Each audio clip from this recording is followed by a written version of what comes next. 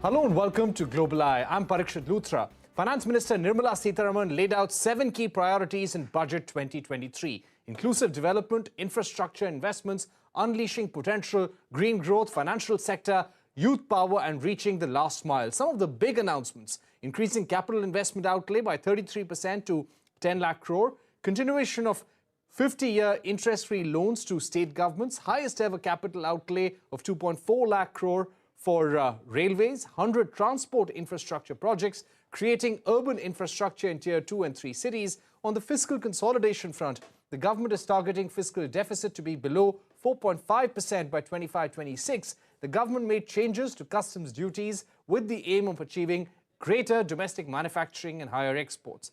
How do global think tanks and industry chambers view this budget? Will this increase FDI and more China +1 investments into India?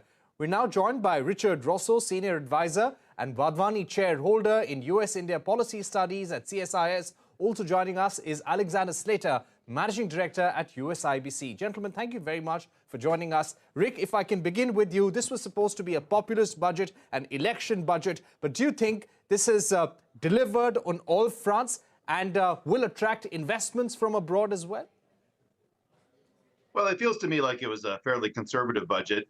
You thought that maybe it would be a populist budget appealing to voters with 10 state elections a year away from the national election. But the blowout spending programs that sometimes we've seen from the center or from state governments really weren't there, which is pretty good news. You know, at the same time, it's also a unique opportunity for India to draw in a lot of that investment that's been drawing away from China, you know, trying to secure a greater share of global supply chain investment. There were some elements in the budget that certainly contribute to that.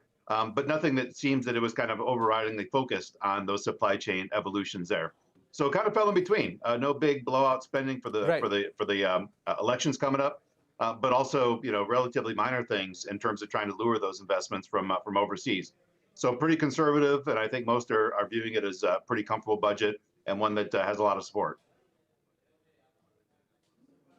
Right, Alexander. When it comes to the capex allocation, we saw a capital investment increase of 33%. The total capital investment would be 10 lakh crores. How do you see this? And do you feel that the implementation of this, the execution, would be key? Absolutely, Parikshit. It's great to be here. Nice to see you. Rick, good to see you as well. Thanks for having me on. On the question, I think that the capital investment is something that the government sees as a way to make sure that the growth targets that they've laid out are achieved. That, combined with the reforms of the direct taxation regime, are going to help stimulate both investment and consumption, at least public investment and then private consumption.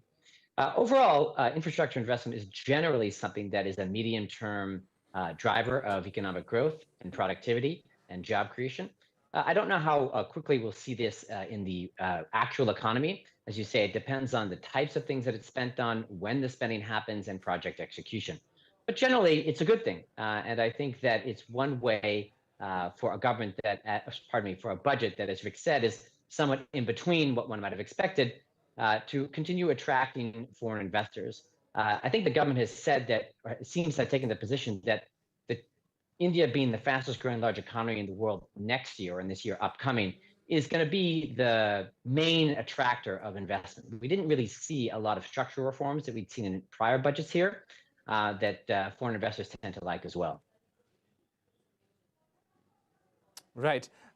Speaking about structural reforms, Richard, if I can get you in, do you feel that there could have been more that the FM could have done in terms of ease of doing business, easing compliances, easing the indirect tax structure to get more investments, get more manufacturing into India?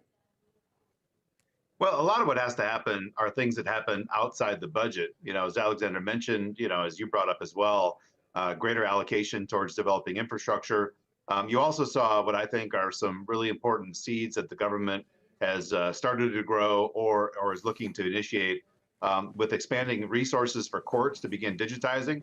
Because again, even though the World Bank is kind of abandoning the doing business report, when you looked at it, one of the areas that India was usually pretty far behind most other countries with which India is competing for investment was remediation through the judicial system.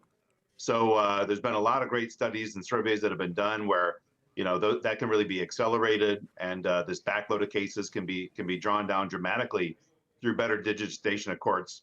And one small issue that hasn't been brought up a lot that I really love, that was referenced in the budget speech, was that the finance ministry is going to begin working with municipal governments in India to begin ring fencing resources, helping them develop their own revenue streams. Because ultimately, too, you can't have a national government that's solely in charge of spending everything that's required for infrastructure. In the United States and a lot of other developed countries, you have a robust municipal finance regime, and in India, that's largely lacking. And so if the finance ministry can really put its nose to the grindstone this year, following on an important Reserve Bank of India report a few months ago talking about the state of municipal finances, again, it's long term, as Alec mentioned. A lot of this isn't going to be an immediate pop, but when you start thinking about teeing the government up for the next 5 years in case they win re-election or whatever, some interesting seeds are planting in the budget and in the budget speech. Right. Alex, coming to you, there were a long list of recommendations that industry chambers, global industry chambers like US IBC had submitted before the finance minister. What, according to you, were some of the misses in the budget, and which, according to you, were critical for the Indian economy this year? So I think the key thing that foreign investors are looking for out of investments in India, in addition to the growth number, which I do think the government's efforts will deliver on, are structural reforms that make it a more level playing field for doing business and it easier to do business. Something that wasn't there was an effort to further ease processes for tax dispute resolution. A lot of companies end up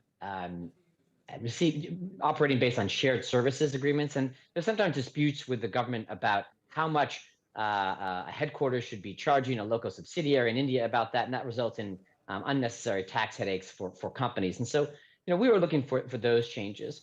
I think in the financial sector, making it, putting banks, whatever their origin, on the same footing from a taxation perspective, putting the same thing in place in terms of regulatory frameworks for governance and dividend distributions for insurance companies. These are all things that I think, again, were structural reforms that will help attract foreign investment in these sectors. But I don't think, again, that was what this budget was about. This budget was about delivering on the top line growth number for the year, and that being the selling point in a world where growth is slowing substantially.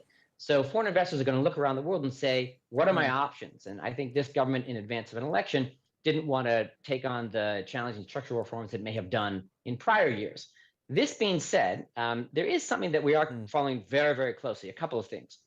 The finance minister made a reference to significant reforms in the financial sector that will be taking place with consultation with industry where feasible. We think that this holds a lot of promise. We don't know exactly what she was referring to because there wasn't a lot of detail there, so we're watching it very carefully. I do think that the commitment to consultation with industry, though, is important.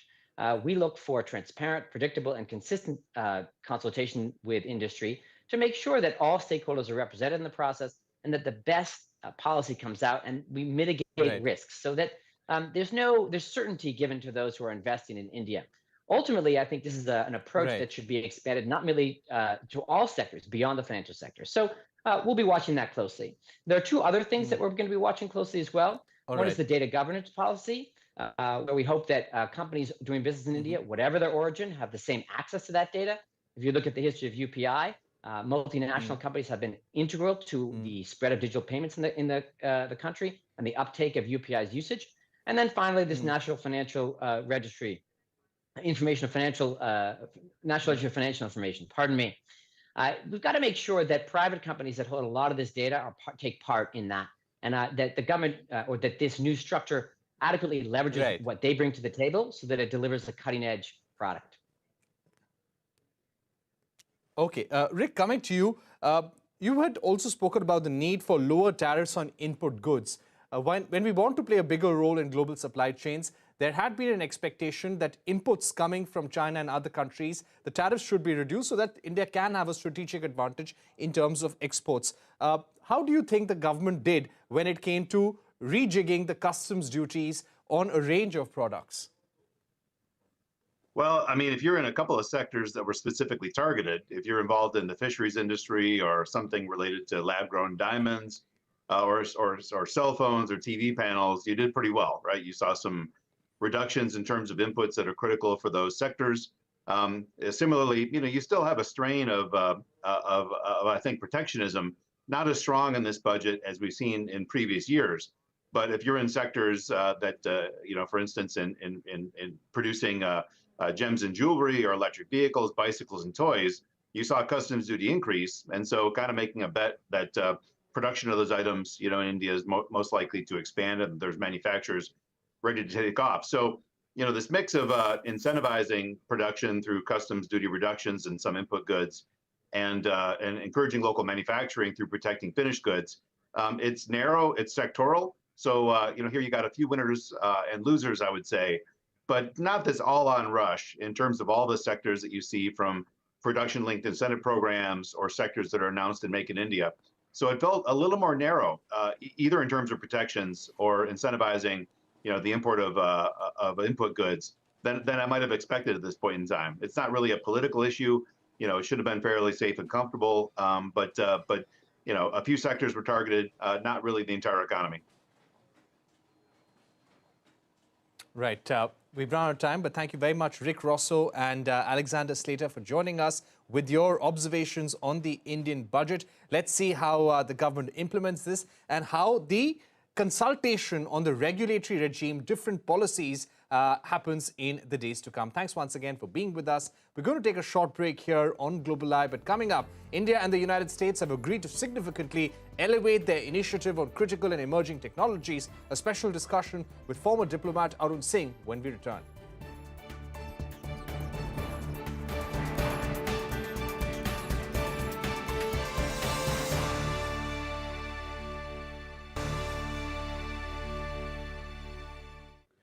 Welcome back. You're watching Global Eye. India's National Security Advisor Ajit Doval and US NSA Jake Sullivan held a crucial meeting in Washington, D.C. earlier this week and agreed to significantly elevate the India-U.S. Initiative on critical and emerging technologies. Both sides have agreed to expand collaboration in AI, quantum technologies and advanced wireless, joint development and production in defense, with an initial focus on jointly producing jet engines, enhancing collaboration on semiconductor supply chains and advancing cooperation on research and development in 5G and 6G were the key takeaways from this meeting. We also hear that the Prime Minister is set to make a state visit to the United States this summer at the invitation of US President Joe Biden. Let me go across to former Indian Ambassador to the United States, Arun Singh. Ambassador Singh, thank you very much for joining us. Very clearly, the trade deal has been off the table, but do you think this collaboration in critical and emerging technologies replaces the trade deal in one way and boosts economic and technology partnership between the two countries? Parikshit, I don't think it replaces the trade deal, because the trade deal has its own place. But I think it can serve to build newer areas of cooperation and technology partnerships between the two countries. Now, talking of the trade deal, as you know, the trade establishments in both countries have been in conversation now for several years. And earlier, we did hear the talk of trying to do a mini trade deal. But even that has been difficult to work out, perhaps because of existing interests on both sides. What each side wanted, the other was not in a position to give on that. But at the same time, from what I can see in the public domain, there is amicable and deep conversation on trade between the two countries. So that has one dimension. But looking at the issue of critical and emerging technologies, if I assess the comments that have come from both sides and the statements that have been issued, there was a sense that while there is growing strategic convergence between India and the US, and they are doing more and more together in different areas, the economic and technological dimension of the partnership needed further strengthening. Second, everybody says that there is a perfect storm of technology coming with AI, quantum, cyber, 6G, private sector, space, commercialization of space, biotech, semiconductors. And these are going to completely transform the way we live, the way we work.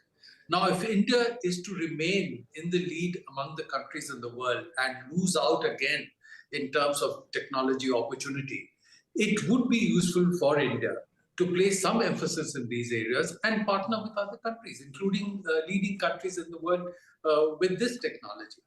So I think those have been some of the considerations behind seeking this partnership.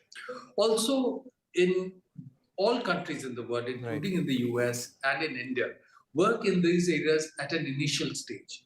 You don't as yet have established patterns of production, established interests, or established norms and standards. So if you can start by cooperating at the initial stage, you can then work together to develop norms and standards that also work for India. And once you've had the initial cooperation, you then move into a production cooperation arrangement. Then you can look at what kind of trading arrangement that work for both of you. So you can then do away with some of the challenges that you faced at the moment.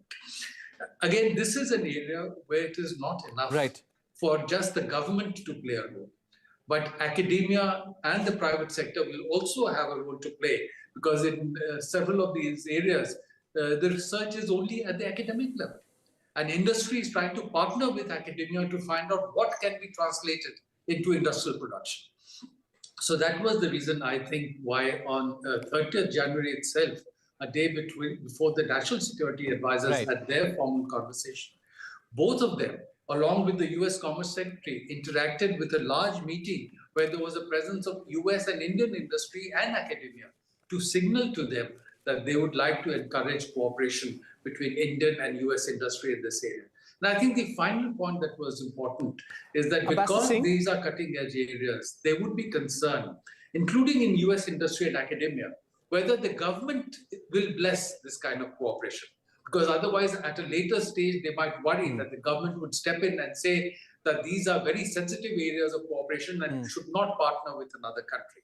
So therefore, a message coming right in the beginning from the National Security Councils, the National Security Advisors of both the countries, that this is an area of cooperation where they feel that US and India are partners that from their national security perspective, they would encourage. So given all that, I think it's an important meeting, an important message that has been given. And again, if you recall, one major step in India-U.S. Ambassador Singh, if I may ask you about the Defense Industrial Cooperation Roadmap. Yeah, if I may ask you about the Defense Industrial Cooperation Roadmap, both sides have spoken about developing a new bilateral partnership there, joint production, production of jet engines as well. How significant is this in our growing defense partnership? We've seen a series of operationalization of agreements happen since 2014. How important is this aspect now? So defense cooperation is certainly a growing area of cooperation between India and the US. Now, till 2008, when we had done the Civil Nuclear Cooperation Agreement with the US, India had hardly bought any defense supplies from the US. By now, we have contracted to buy more than $20 billion worth of defense supplies from the US. Now, if you look at, for example, military exercises, the US does more military exercises with India than with any other country outside NATO.